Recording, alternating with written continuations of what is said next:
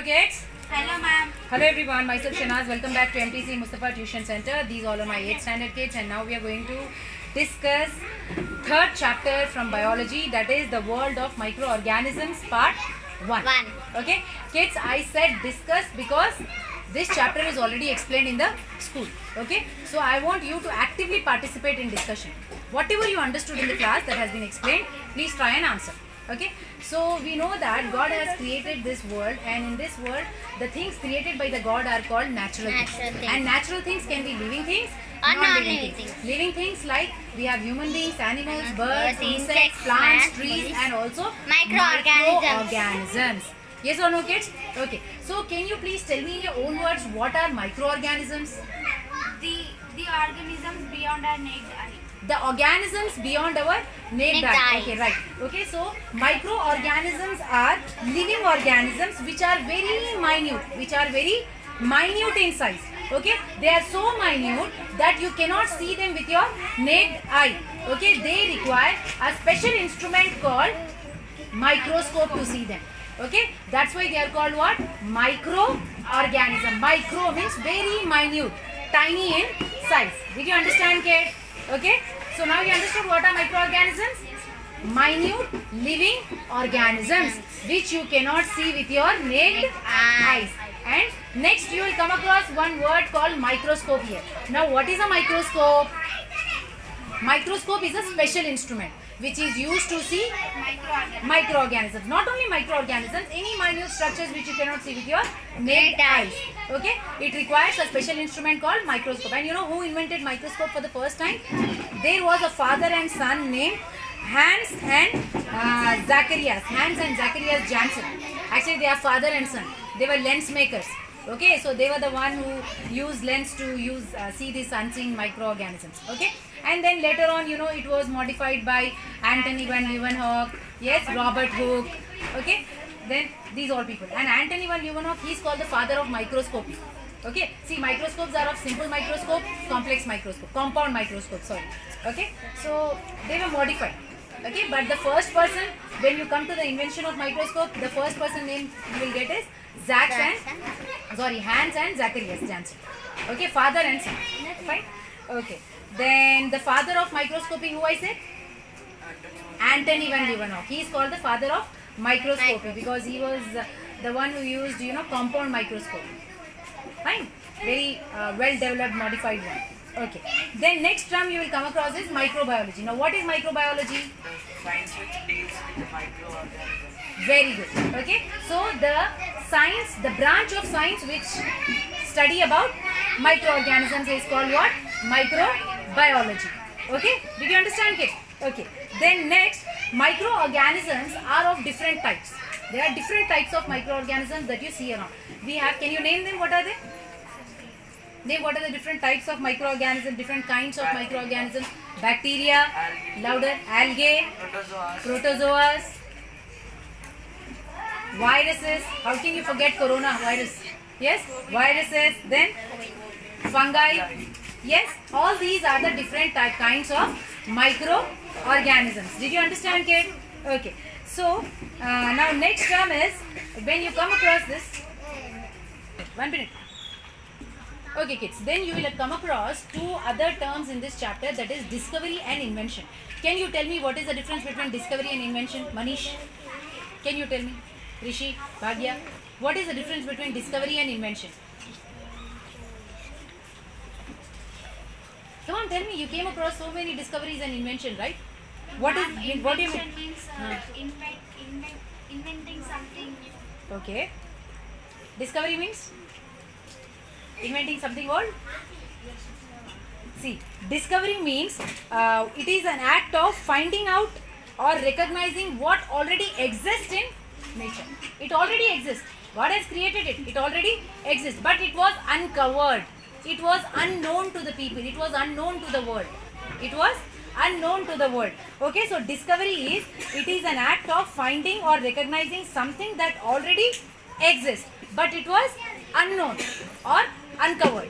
Okay, for example, Rishi, you're listening. For example, plants are living things. Now we know that plants are living things, but you know that before 20th century they were not knowing that plants are living things. They were not knowing that.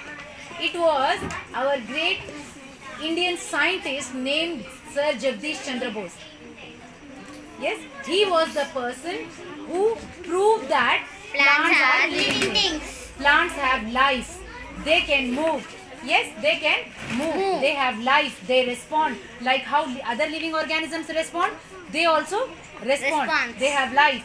They have cycle of life. They have cycle of reproduction. Okay. So Sir Jagdish Chandra Bose was the first Indian scientist who proved that plants are living things. Living. But is it called, why we are calling it as discovery? Why we are not calling it as invention? Because it was already known. God created plants and trees as living things Living only. things. But the world was not knowing about it. They used to think that plants and trees are non-living Non-living things. But then he discovered it. Okay? Invention means what? It is creating something new. It is an act of creation. Something new out of human intellectual.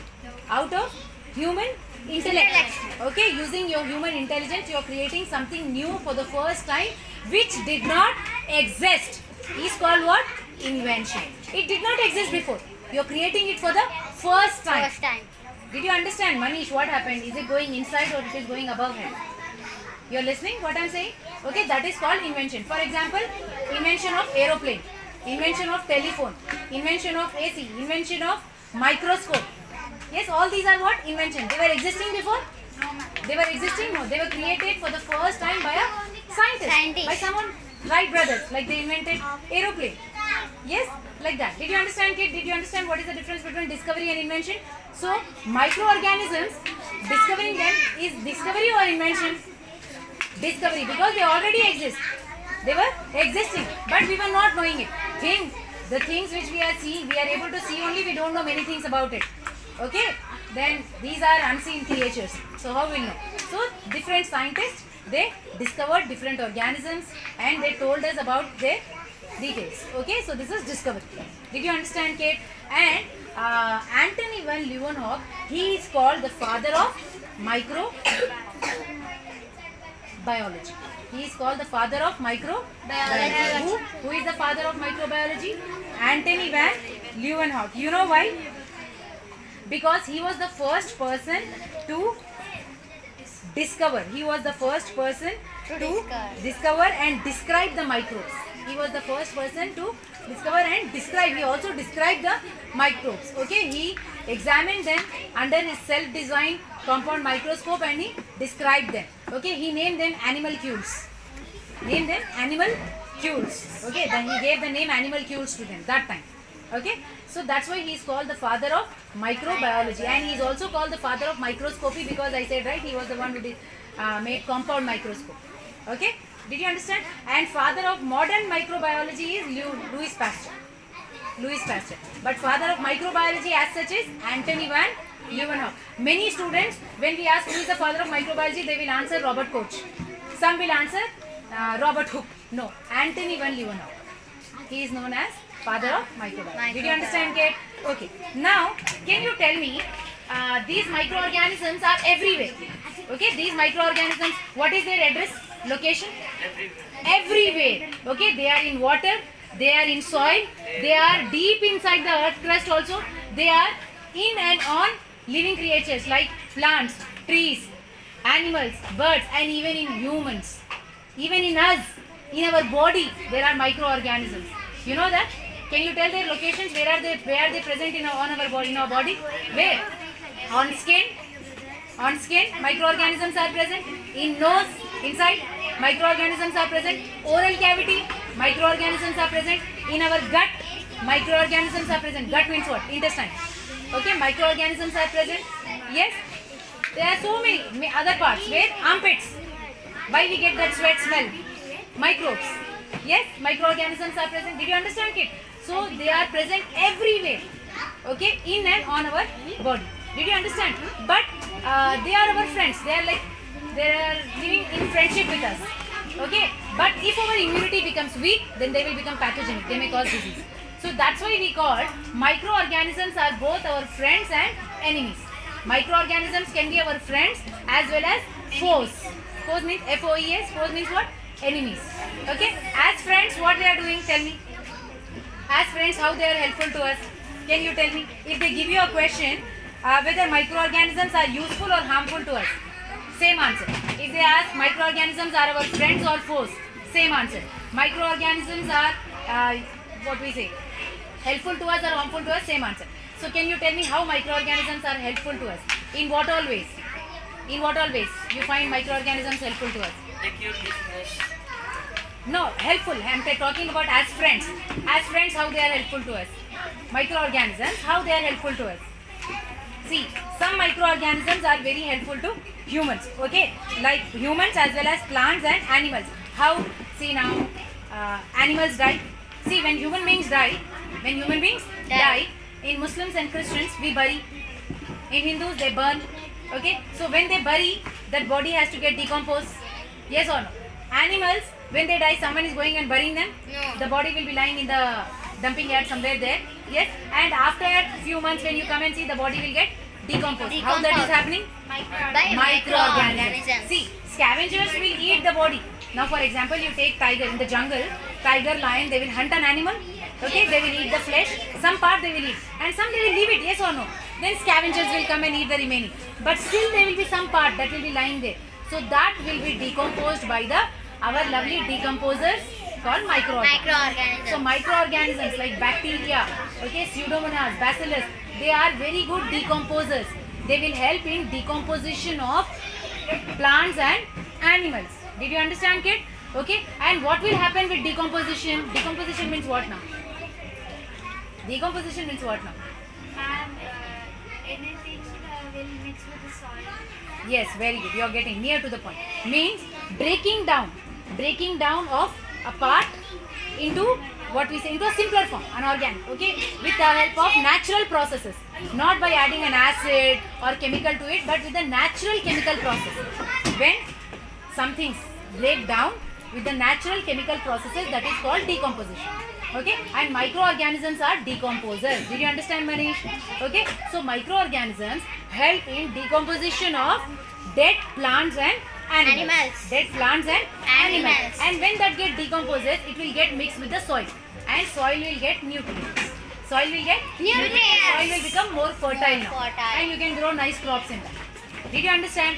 So helpful in one way, they are decomposers. One point is they are good decomposers. Okay, they help in decomposition of the plants and animals and add nutrients to the soil and increase soil's fertility. Increase soil's fertility. You're understanding? I am not sure. Okay. Then next way how it is helpful is some microorganisms, they are present in intestine. Now see, in our intestine also there are some microorganisms present, you know. They will make vitamin K. You know that? In our intestine, there are microorganisms present and they will make vitamin K for us. And they will also fight with the, what we say, they are also part of our immune system. They fight with infections with the other organisms so that they will not infect us. You know that? Maximum microorganisms present in our body is in our gut only. That is the main microbial activity area. So many organisms will be present in our gut. Did you understand, kid?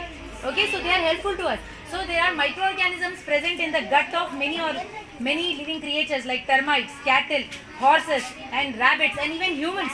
Okay, and the microorganisms present in their intestine is helping them in digestion, like cellulose. See, all herbivorous animals, what they eat, kids? They eat plants and trees.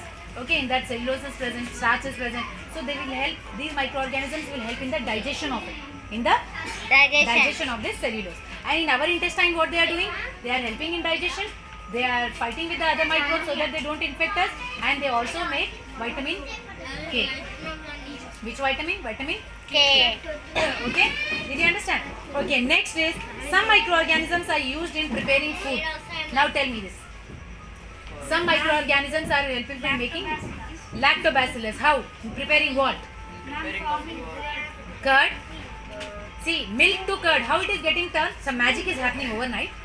See what your mother will do. She will bring 1 liter of milk and she will convert it into 1 liter of curd. How she is doing that? She will add some tamarind juice in that, or she will add little curd, previous curd, and overnight she will keep and it will turn into curd next day. How it is happening? Lactobacillus with the help of microbes only. Okay, so they are helpful in making food. And also in baking. In baking also. You have seen your mother makes a dough. She makes a dough. Okay, overnight when she gives, the next day you see how it is. Blooming. Yes? Yes, fluffing, right? How it happens? Molds and yeast. Yeast.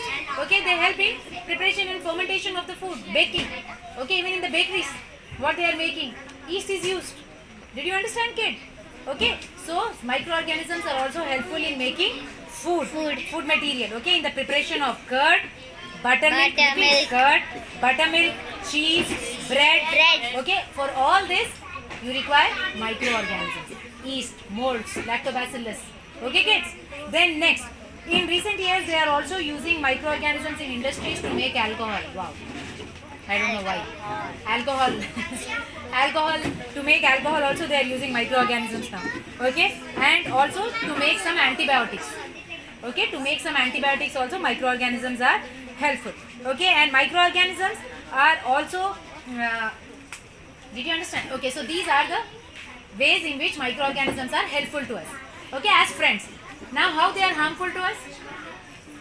Ma'am, by getting this. Yes, they can cause diseases. Diseases. Manish, you're listening? They can cause what? Diseases. Like, can you give some examples of diseases caused by microorganisms? COVID-19, okay, caused by a virus, coronavirus. Okay, then AIDS, caused by HIV virus. Then AIDS is caused by HIV virus. Okay, then septicemia, caused by bacteria. Septicemia is blood infection. Dengue fever. Then malaria, caused by parasites. Yes. Tuberculosis. Yes. Caused by Mycobacterium tuberculosis. Yes. It's a lung infection which is contagious. It spreads from one person to other person. Common cold. Yes. Influenza. All these are the different diseases which are caused by different microorganisms. Now you told in group. Can you categorize and tell me some diseases caused by bacteria? Only bacteria. Only bacteria. Tell me, Rishi. Typhoid, it is caused by Salmonella typhi. Yes, good. Then Tuberculosis. tuberculosis, it is also caused by bacteria. Mycobacterium tuberculosis. Then septicemia, blood infection caused by bacteria. Very good, Rishi. Manish, can you tell me some viral infections caused by some viruses? Just now we discussed. Just now we told. If you are alert, you will remember. Can you tell me viral infections caused by viruses? He told bacterial infections caused by bacteria. You tell me viral infections caused by viruses. AIDS, it is caused by HIV virus. Then your common cold. Every time we get common cold, influenza. These are also caused by viruses. Polio, virus. Yes, measles, mumps. All these are viral infections. Okay. Did you understand, kids? Okay. Hepatitis B, virus. Yes, HCV, that is also virus, hepatitis C virus. Okay, fine. Then next, Bhagya, can you tell me some infections which are caused by parasites, fungus and parasites, algae, fungus, parasites, malaria, yes, amoebiasis, okay, amoebiasis, malaria, then they are caused by protozoas.